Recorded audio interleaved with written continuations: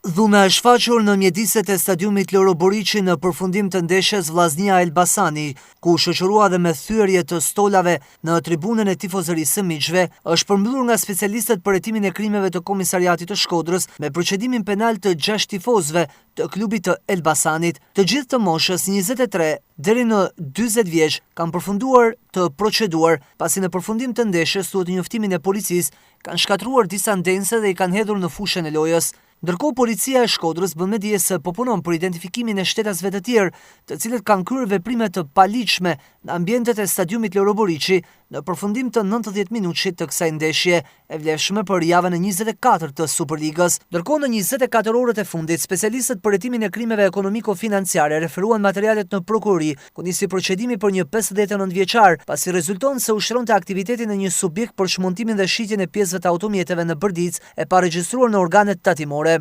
Gjithashtu, gjatë kontrollit në këtë subjekt, u gjetën dhe sekuestruan 5 automjete të dyshuara të kontrabanduara nga Mbretëria e Bashkuar.